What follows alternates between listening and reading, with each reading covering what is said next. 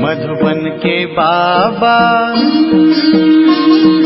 मधुबन के बाबा मुरली वाले, आपका क्या कहना,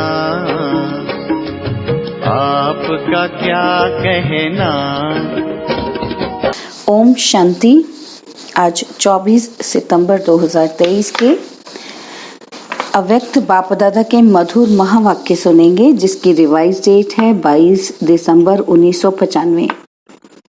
मुरली का सार है, सर्व प्राप्ति संपन्न जीवन की विशेषता है अप्रसन्नता मुक्त और प्रसन्नता युक्त। बहुत ही प्रेम और एकाग्रता से सुनते हैं आज के अव्यक्त बाप दादा के मधुर महावाक्य। आज प्रेम के सागर बाप दादा अपने प्रेम स्वरूप आत्माओं को देख रहे हैं। हर एक के दिल में परमात्मा प्यार समाया हुआ है। ये परमात्मा प्यार प्राप्त भी एक ही जन्म में होता है।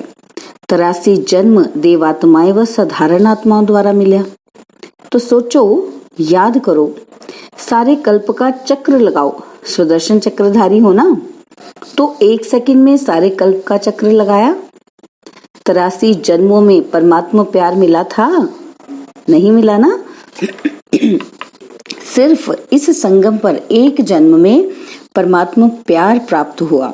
तो अंतर जान लिया ना, आत्माओं का प्यार और परमात्मा प्यार कितना अंतर है। साधारण आत्माओं का प्यार कहाँ ले गया, क्या प्राप्त कराया, अनुभव है ना। और परमात्मा प्यार कहाँ ले जाता, अपने स्वीट होम और स्वीट राजधानी में। आत्म प्यार राज्य भाग्य गवाता है और परमात्मा प्यार राज्य भाग्य दिलाता है। और इसी जन्म में, ऐसे नहीं कि सिर्फ भविष्य के आधार पर चल रहे हो, नहीं, डायरेक्ट परमात्मा प्राप्ति तो अब है। वर्तमान के आगे भविष्य भी कुछ नहीं है। आप लोग गीत गाते हो ना कि स्वर्ग में क्या होगा और क्या नहीं होगा।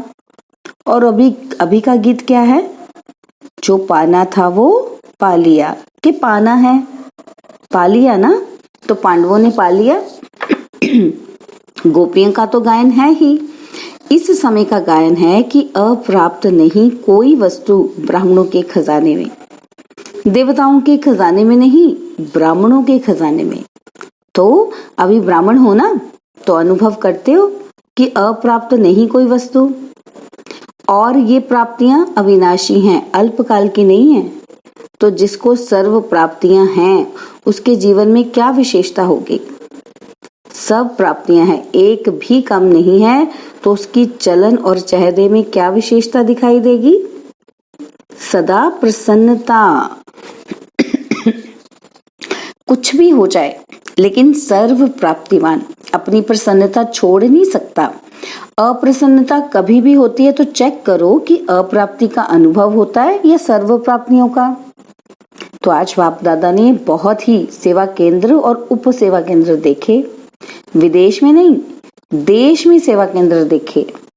सेवा केंद्र में विशेष तो सेवाधारी हैं, तो आज चक्र लगाते हुए सेवाधारी और सेवा स्थान दोनों देखें। हर एक स्थान में, चाहे छोटे चाहे बड़े, सभी में चेक किया कि सेवाधारी तन से, मन से, धन से और सेवा के संबंध संपर्क से कितने प्रसन्न हैं। क्योंकि विशेष तो यही बातें हैं ना। तो क्या देखा, तन तो सबके पुराने हैं ही, चाहे जवान हैं चाहे बड़े हैं, छोटे तो और ही बड़ों से भी कहीं कहीं कमजोर हैं। चाहे बीमारी बड़ी है, लेकिन बीमारी की महसूसता कि मैं कमजोर हूँ, मैं बीमार हूँ, ये बीमारी को बढ़ा देती है। क्योंकि तन का प्रभाव मन पर आ गया तो डबल बीमार हो गए। तन और मन दोनों से डबल बीमार होने के कारण बार बार सोल कॉन्शियस के बजाय बीमारी कॉन्शियस हो जाते हैं। तो क्या देखा कि तन से तो मेजॉरिटी बीमार कहो या हिसाब किताब चुकतू करना कहो कर रहे हैं, लेकिन 50% डबल बीमार और 50% सिंगल बीमार हैं। बाकी होना क्या चाहिए, कभी भी मन में बीमारी का संकल्प नहीं लाना चाहिए कि मैं बीमार हूँ, मैं बीमार हूँ। लेकिन होता क्या है, ये पार्ट पक्का हो जाता है कि मैं बीमार हूँ, कभी कभी किसी समय बीमार होते नहीं हैं, लेकिन मन में खुशी ही नहीं है, तो फिर बहाना करेंगे कि मेरे कमर में दर्द है, क्योंकि मेजॉरिटी को या तो टांग दर्द या कमर का दर्द होता है। कई बार दर्द होता भी नहीं है, फिर भी कहेंगे कि मेरे को कमर में दर्द है। अभी उसकी चेकिंग कैसे हो? है ना? तो कैसे हो चेकिंग? डॉक्टर्स के पास इसका तो कोई थर्मामीटर है जो कमर का दर्द है या नहीं वो चेक कर सके, है ना? तो फिर एक्सरे कराओ, ये कराओ, वो तो और ही खर्चा लगा लो। तो क्या देखा? तन के बारे में सुनाया। कई सेवादारी ऐसे दिखाई दिए कि सेवादारी तो आप सभी हो। ऐसे नहीं कि समझना कि सिर्फ टीचर्स की बात हो रही है। सेवाधारी आप प्रवृत्ति वाले भी हो ना, कि जो सेंटर पर रहते हैं वो सेवाधारी हैं। आप लोग प्रवृत्ति में रहने वाले भी सेवाधारी हो। कभी अपने घरों का भी चक्कर, आपके घरों का भी चक्कर लगाएंगे, देखेंगे कि कैसे सोते हो, कैसे उठते हो, डबल बेड है, सिंगल बेड है। अच्छा, ये तो आज के चक्कर की बात है। आजकल के हिसाब से दवाइयाँ खाना ये बड़ी बात नहीं समझो, क्योंकि कलयुग का वर्तमान समय सबसे शक्तिशाली फ्रूट ये दवाइयाँ हैं। देखो, कोई रंग बिरंगी तो है ना, कलयुग के लास्ट का यही एक फ्रूट है, तो खा लो प्यार से। दवाई खाना ये बीमारी याद नहीं दिलाता। अगर दवाई को मजबूरी से खाते हो तो मजबूरी की दवाई बीमारी याद दिलाती है, और शरीर को चलाने के लिए एक शक्ति भर रहे हैं, उस स्मृति में खाएंगे तो बीमारी तो दवाई है ना, वो बीमारी की याद नहीं दिलाएगी, खुशी दिलाएगी। तो बस 2-3 दिन में दवाई से ठीक हो जाएंगे, है ना? खुशी से खाएंगे तो क्या होगा? जल्दी हीलिंग हो जाएगी। और मजबूरी से खाएंगे तो फिर बीमारी मन में घूमती रहेगी, है ना? तो फिर टाइम लगेगा, बीमारी जाएगी नहीं। तो बाबा कहते आजकल तो बहुत नए फैशन हैं। कलयुग में सबसे ज्यादा इन्वेंशन आजकल दवाइयाँ या अलग अलग थेरेपी निकाली है। आज फलानी थेरेपी है, आज फलानी, तो ये कलयुग के सीजन का शक्तिशाली फल है, इसलिए घबराओ नहीं। लेकिन दवाई कॉन्शियस, बीमारी कॉन्शियस होकर नहीं खाओ। तो तन की बीमारी होनी ही है, ये नई बात नहीं है, इसलिए बीमारी से कभी घबराना नहीं। बीमारी आई और उसको थोड़ा फ्रूट खिला दो और विदाई दे दो। अच्छा, ये हुआ तन की रिजल्ट। फिर और क्या देखा? और क्या देखा? मन में क्या देखा? एक बात खुशखबरी की ये देखी कि मेजॉरिटी हर एक सेवाधारी के मन में बाप का प्यार और उमंग का, सेवा का उमंग दोनों है। और बाकी 25% कोई मजबूरी से चल रहा है, वो छोड़ो। लेकिन मेजॉरिटी के मन में ये दोनों बातें देखी, और ये भी देखा कि बाप से प्यार होने के कारण याद में भी शक्तिशाली हो बैठने का, चलने का, सेवा करने का अटेंशन बहुत देते हैं। लेकिन खेल क्या होता है कि चाहते हैं कि याद की सीट पर अच्छी तरह से सेट होकर बैठ जाएं, लेकिन थोड़ा टाइम तो सेट होते हैं और फिर हिलना डुलना शुरू होता है। जैसे बच्चा होता है ना, उसको ज्यादा टाइम सीट पर बिठाओ तो हिलेगा जरूर। तो मन भी अगर कंट्रोल में, ऑर्डर में नहीं है, तो थोड़ा टाइम तो बहुत अच्छे बैठते हैं, चलते हैं, सेवा भी करते हैं, लेकिन कभी सेट होते हैं, कभी अपसेट भी हो जाते हैं। कारण क्या है? होना सेट चाहते हैं लेकिन अपसेट क्यों होते हैं? कारण क्या है? एक शक्ति, दृढ़ता की शक्ति, उसकी कमी है। प्लान बहुत अच्छा सोचते हैं कि ऐसे बैठेंगे, ये अनुभव करेंगे, फिर ये सेवा करेंगे, फिर ऐसे चलेंगे, लेकिन कर्म करने में या बैठे बैठे भी दृढ़ता की शक्ति कम हो जाती है, और बातों में मन बुद्धि बट जाते हैं। चाहे काम में बिजी नहीं है, लेकिन व्यर्थ संकल्प से सबसे बड़ा काम है ना, जो वो अपनी तरफ खींच लेता है। तो स्थूल काम भी नहीं हो, लेकिन दृढ़ता की शक्ति बटने के कारण मन और बुद्धि सीट पर सेट होने के बजाय हलचल में आ जाते हैं। तो बाप दादा ने आप सबको जो काम दिया था वो देखा, होमवर्क दिया था ना बाबा ने, तो बाप दादा के पास सबकी चिट्ठियां पहुंची। लेकिन कई बच्चे बड़े चालाक हैं। चालाकी क्या करते हैं? चिट्ठी लिखते हैं लेकिन नाम नहीं लिखते। ऐसे समझकर करते हैं कि बाबा तो जानता है जानता है, फिर भी अगर काम दिया है तो काम तो पूरा करो ना। टीचर अगर कहे ये लिख कर लाओ और टीचर को कहो कि आप तो जानते हो मुझे ये लिखना आता है, तो टीचर मानेगा? तो कई तो नाम ही नहीं लिखते। लेकिन जो भी जिस ग्रुप में काम दिया है, मेजॉरिटी सबकी ये खुशी की बात देखी कि सबने लिखा है। क्या लिखा है? कि हम डायमंड जुबली तक करके दिखाएंगे। ये मेजॉरिटी का है, आप सबका भी है। जीवन मुक्त हो जाएंगे ना? तो अगर सभी बातों से मुक्त हो गए हो तो क्या हो जाएंगे? जीवन मुक्त हो जाएंगे ना।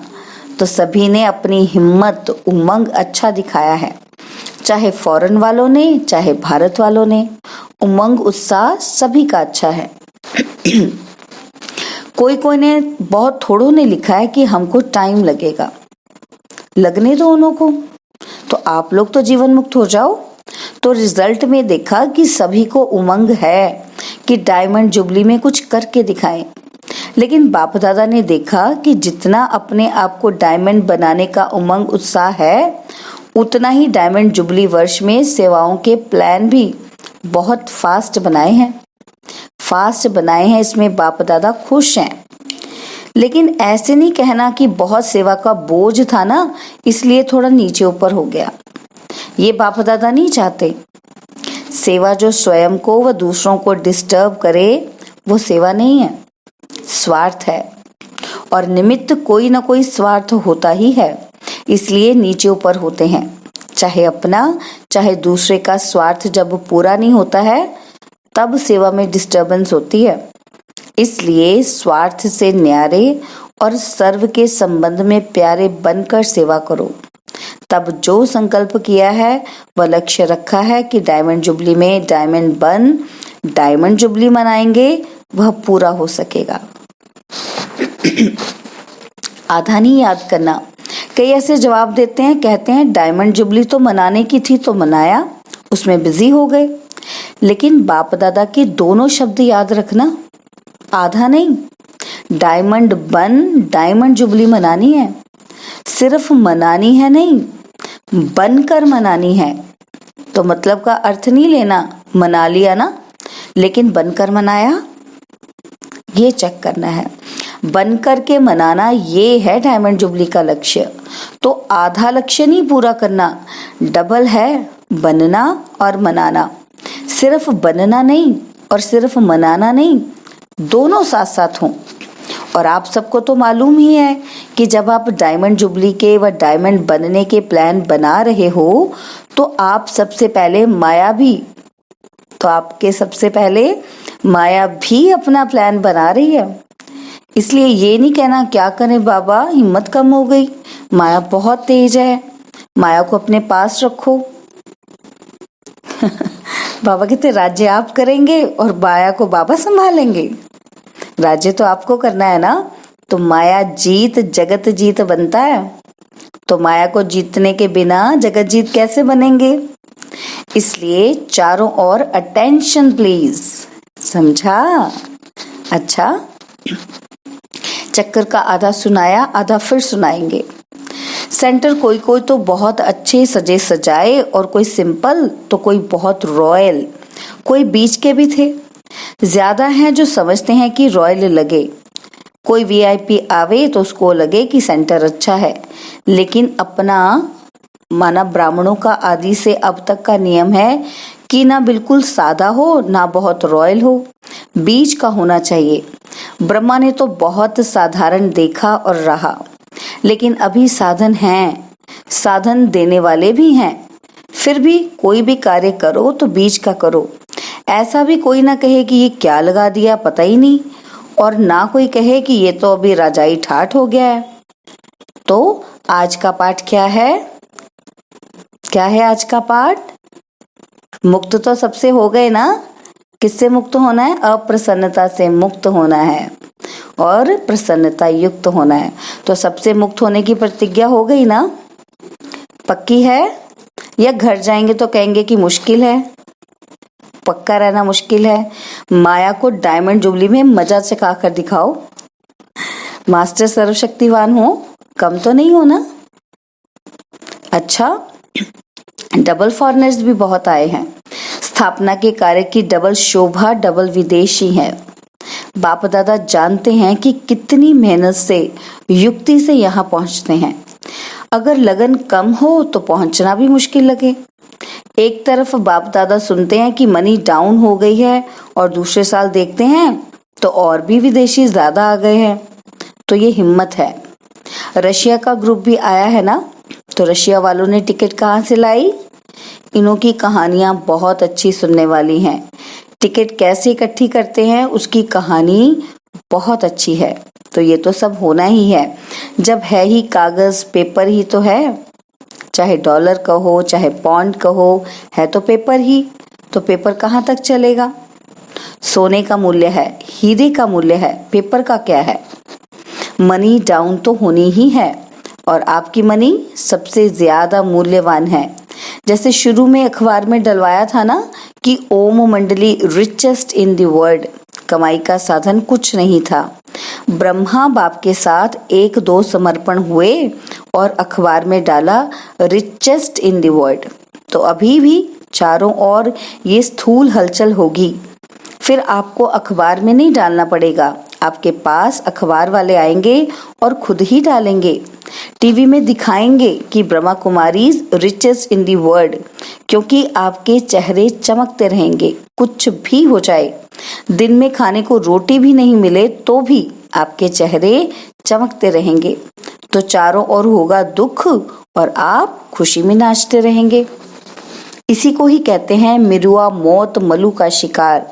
इसलिए बाप दादा ने आज कहा कि ब्राह्मण जो सच्चे हैं, ब्राह्मण जीवन में श्रेष्ठ जीवन के लक्ष्य वाले हैं, उसकी विशेषता है प्रसन्नता। चाहे कोई गाली भी दे रहे हो तो भी आपके चेहरे पर दुख की लहर नहीं आनी चाहिए, प्रसन्न चित्त। गाली देने वाला भी थक जाएगा, हो सकता है ऐसा। ये नहीं कि उसने 1 घंटा बोला, मैंने तो सिर्फ 1 सेकंड बोला। सेकंड भी बोला या सोचा, शक्ल पर अप्रसन्नता आई तो फेल हो गए। इतना सहन किया ना, 1 घंटा सहन किया और फिर गुब्बारे से गैस निकल गई। तो गैस वाले गुब्बारे नहीं बनना। और चाहिए क्या? चाहिए कुछ? बाप मिला, सब कुछ मिला। गीत तो यही गाते हो ना। तो ऐसे टाइम पर ऐसी बातें याद करो तो चेहरा नहीं बदलेगा। ऐसे नहीं कि उसके आगे जोर जोर से हंसने लग जाओ तो और ही वो गर्म हो जाए। प्रसन्नता अर्थात आत्मिक मुस्कुराहट, बाहर की नहीं, आत्मिक। तो आज का पाठ क्या रहा? सदा अप्रसन्नता मुक्त और प्रसन्नता युक्त, डबल। समझा?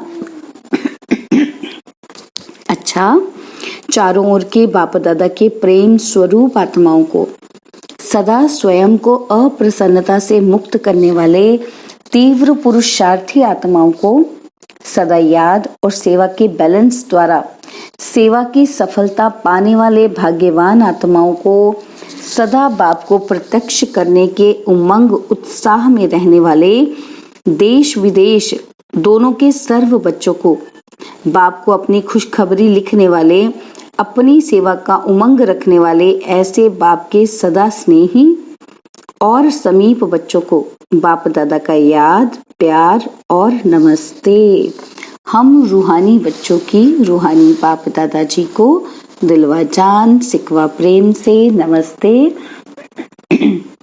ओम शांति। प्यारे बाबा, मीठे बाबा, मेरे बाबा, शुक्रिया बाबा, शुक्रिया बाबा, शुक्रिया।